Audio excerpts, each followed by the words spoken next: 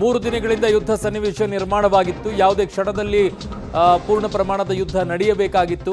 But ಈಗ ಸದ್ಯಕ್ಕೆ ಕದನ ವಿರಾಮ ಅಂತ ಅಮೆರಿಕ ಹೇಳ್ತಾ ಇದೆ. ಯುದ್ಧಕ್ಕೆ ಪೂರ್ಣ ವಿರಾಮವೋ ಅಥವಾ ಅಲ್ಪ ವಿರಾಮವೋ ಅಂತೇಳಿ ಭಾರತ ಮಧ್ಯಾಹ್ನವೂ ಕೂಡ ಒಂದು ದಿಟ್ಟ ನಿರ್ಧಾರವನ್ನ ಹೇಳಿದೆ.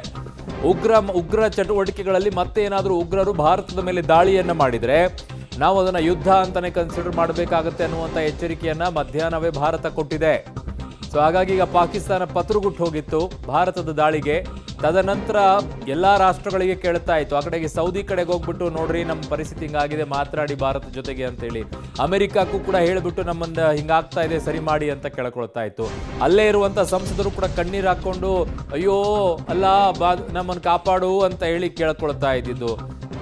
ಆ ರೀತಿಯಾಗಿ ಪರಿಸ್ಥಿತಿ ಆಗಿತ್ತು. ಅಲ್ಲಿರುವಂಥ ಪ್ರಧಾನಿಯನ್ನೇ ಅಲ್ಲಿರುವಂಥವ್ರು ನರಿ ಹೇಡಿ ಅಂತ ಹೇಳುವಂಥ ಪರಿಸ್ಥಿತಿ ಆಗಿತ್ತು. ಫೈನಲಿ ಅಮೆರಿಕ ಮಧ್ಯಸ್ಥಿಕೆಯನ್ನು ವಹಿಸಿಕೊಂಡು ಈಗ ಕದನ ವಿರಾಮವನ್ನು ಘೋಷಣೆಯನ್ನು ಮಾಡಿದ್ದಾರೆ. ಅದನ್ನು ಭಾರತ ಮತ್ತು ಪಾಕಿಸ್ತಾನವೂ ಕೂಡ ಒಪ್ಪಿಕೊಂಡಿದೆ ಅನ್ನುವಂಥದ್ದನ್ನು ಡೊನಾಲ್ಡ್ ಟ್ರಂಪ್ ಇಲ್ಲಿ ಹೇಳ್ತಾ ಇರೋದು. ಹಾಗಾಗಿ ಭಾರತ ಇನ್ನೂ ಕೂಡ ಆ ನಿಟ್ಟಿನಲ್ಲಿ ಯಾವುದೇ ರೀತಿ ಅನೌನ್ಸ್ಮೆಂಟನ್ನು ಮಾಡಿಲ್ಲ, ಅಧಿಕೃತವಾಗಿ ಇನ್ನೂ ಹೇಳಿಲ್ಲ. ಆದರೆ ಪಾಕಿಸ್ತಾನ ಅಧಿಕೃತವಾಗಿ ಹೇಳಿಕೊಂಡಿದೆ, ನಾವು ಕದನ ವಿರಾಮವನ್ನು ಇಲ್ಲಿಗೆ ಮಾಡ್ತಾ ಇದ್ದೀವಿ ಅಂತೇಳಿ. ಹಾಗಿದ್ದಾಗ ಇವತ್ತು ರಾತ್ರಿ ಏನಾದರೂ ಇದೇ ರೀತಿಯಾಗಿ ದಾಳಿ ನಡೆಯೋದಾದರೆ ವಾಟ್ ನೆಕ್ಸ್ಟ್?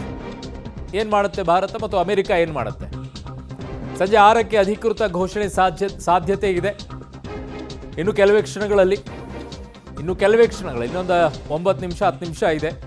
ಸೊ ವಿದೇಶಾಂಗ ಇಲಾಖೆ ಸುದ್ದಿಗೋಷ್ಠಿಯನ್ನು ಮಾಡಿ ಅಧಿಕೃತವಾಗಿ ಘೋಷಣೆಯನ್ನು ಮಾಡುತ್ತೆ. ಭಾರತ ಪಾಕ್ ನಡುವೆ ಇರುವಂಥ ಕದನ ವಿರಾಮ ಸಂಜೆ 6ಕ್ಕೆ ಅಧಿಕೃತ ಘೋಷಣೆ ಸಾಧ್ಯತೆ ಇದೆ.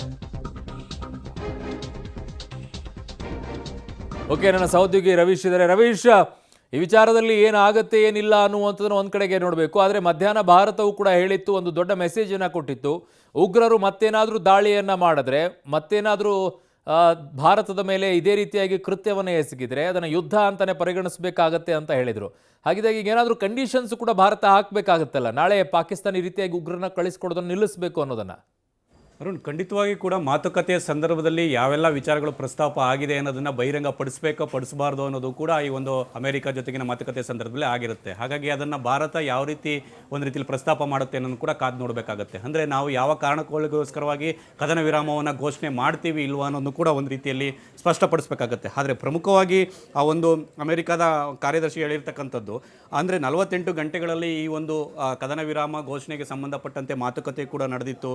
ಅಂದರೆ ಮೋದಿ ಆಗಿರ್ಬೋದು, ಶಹಬಾಜ್ ಶರೀಫ್ ಆಗಿರ್ಬೋದು, ವಿದೇಶಾಂಗ ಸಚಿವ ಸುಬ್ರಹ್ಮಣ್ಯ ಜೈಶಂಕರ್ ಆಗಿರ್ಬೋದು, ಅಲ್ಲಿ ಆಸಿಮ್ ಮುನೀರ್ ಆಗಿರ್ಬೋದು, ಎಲ್ಲರೂ ಕೂಡ ಈ ಒಂದು ಮಾತುಕತೆಯಲ್ಲಿ ಭಾಗವಹಿಸಿದ್ರು. ಆ ಮಾತುಕತೆಯಲ್ಲಿ ಅವ್ರ ಜೊತೆಗೆ ಮಾತುಕತೆಯನ್ನು ಕೂಡ ನಡೆಸಿದ್ದೇವೆ. ಎರಡೂ ಕೂಡ ಒಂದು ರೀತಿಯಲ್ಲಿ ತಟಸ್ಥವಾಗಿ ಇರೋದಕ್ಕೆ ಒಪ್ಕೊಂಡಿದ್ದಾರೆ. ಹಾಗಾಗಿ ವಿಶಾಲವಾಗಿ ಎಲ್ಲರೂ ಕೂಡ ತಮ್ಮ ಪ್ರಸ್ತಾಪಗಳನ್ನು ಮಾಡಿದ್ದಾರೆ. ಹಾಗಾಗಿ ಶಾಂತಿ ಮಾರ್ಗವನ್ನು ಅನುಸರಿಸೋದಕ್ಕೆ ಮೋದಿ ಮತ್ತು ಶರೀಫ್ ಅವರು ಇಬ್ಬರೂ ಕೂಡ ಒಂದು ರೀತಿಯಲ್ಲಿ ಒಪ್ಕೊಂಡಿದ್ದಾರೆ ಅನ್ನೋದನ್ನು ಕೂಡ ಆ ಒಂದು ವಿದೇಶಾಂಗ ಕಾರ್ಯದರ್ಶಿ ಹೇಳಿರ್ತಕ್ಕಂಥದ್ದು. ಹಾಗಾಗಿ ಅಂತಿಮವಾಗಿ ಕೇಂದ್ರ ಸರ್ಕಾರ ಯಾವ ಕಾರಣಗಳಿಗೋಸ್ಕರವಾಗಿ ನಾವು ಕದನ ವಿರಾಮವನ್ನು ಘೋಷಣೆ ಮಾಡೋದಕ್ಕೆ ಒಪ್ಕೊಂಡಿದ್ದೇವೆ ಅನ್ನೋದು ಕೂಡ ಪ್ರಸ್ತಾಪ ಮಾಡುತ್ತಾ ಇಲ್ಲೋ ಅನ್ನೋದು ಕೂಡ ಕಾದು ನೋಡಬೇಕಾಗುತ್ತೆ.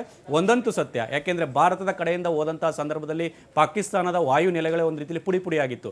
ಈ ಕಾರಣಗಳಿಗೋಸ್ಕರವಾಗಿ ಪಾಕಿಸ್ತಾನ ಒಂದು ರೀತಿಯಲ್ಲಿ ಬೆದರಿತ್ತು. ಯಾಕೆಂದರೆ ಅವರು ಎದುರಿಸುವಂಥ ಕೆಲಸವನ್ನು ಮಾಡಿದರು. ಅಂದರೆ ಭಾರತದ ಮೇಲೆ, ನಾಗರಿಕರ ಮೇಲೆ ದಾಳಿಯನ್ನು ಮಾಡಿ ಆ ಒಂದು ಡ್ರೋನ್ಗಳನ್ನು ಬಿಡೋದ್ರ ಮೂಲಕ ಎಲ್ಲೋ ಒಂದು ಕಡೆ ಭಾರತ ಬೆದರಬಹುದು ಅನ್ನೋದನ್ನ ಲೆಕ್ಕಾಚಾರ ಹಾಕಿದ್ರು. ಆದರೆ ಭಾರತ ಅದಕ್ಕೆ ಪ್ರತ್ಯುತ್ತರವಾಗಿ ಬೇರೆ ಬೇರೆ ರೀತಿಯ ದಾಳಿಯನ್ನು ನಡೆಸೋದ್ರ ಜೊತೆಗೆ ಅವರ ವಾಯು ನೆಲೆಗಳ ಮೇಲೆ ಒಂದು ರೀತಿಯಲ್ಲಿ ಬುಡಕ್ಕೆ ಕೈ ಹಾಕುವಂಥ ಕೆಲಸವನ್ನು ಮಾಡಿ ದಾಳಿಯನ್ನು ಕೂಡ ಮಾಡಿತ್ತು. ಇದು ಪಾಕಿಸ್ತಾನಕ್ಕೆ ಒಂದು ರೀತಿಯಲ್ಲಿ ತಲೆನೋವಾಗಿ ಪರಿಣಮಿಸಿತ್ತು. ಅದಕ್ಕೆ ಮುಂದೇನಾಗುತ್ತೆ ಮತ್ತು ಒಂದು ರೀತಿಯಲ್ಲಿ ಯುದ್ಧ ಭೀತಿ ಆದರೆ ನಾವು ಎಲ್ಲಿರ್ಬೋದು ಅನ್ನೋದು ಕೂಡ ಅವ್ರಿಗೆ ಅಂದಾಜಾಗಿರ್ಬೋದು. ಆ ಕಾರಣಗಳಿಗೋಸ್ಕರವಾಗಿ ಅಮೆರಿಕದ ಮುಂದೆ ಒಂದು ರೀತಿಯಲ್ಲಿ ಅಂಗಲಾಚಿದ್ರು. ಅಂತಿಮವಾಗಿ ಕೇಂದ್ರ ಸರ್ಕಾರ ಒಂದು ರೀತಿಯಲ್ಲಿ ಕಂಡೀಷನ್ ಹಾಕಿ ಆ ಒಂದು ಇದನ್ನು ಕೂಡ ಹಾಕಿರ್ಬೋದು ಅಂತಲೂ ಕೂಡ ಕದನ ವಿರಾಮ ಘೋಷಣೆಗೆ ಒಂದು ರೀತಿಯಲ್ಲಿ ಒಪ್ಪಂದವನ್ನು ಮಾಡ್ಕೊಂಡಿರ್ಬೋದು ಅಂತ ಹೇಳಲಾಗ್ತದೆ. ಹಾಗಾಗಿ ಅಂತಿಮವಾಗಿ ರಾಜ್ಯ ಸರ್ಕಾರದಿಂದ ಯಾವ ರೀತಿ ನಡೆ ಬರುತ್ತೆ ಕೇಂದ್ರ ಸರ್ಕಾರದಿಂದ ಕಾದು ನೋಡಬೇಕಾಗಿದೆ. ಅರುಣ್.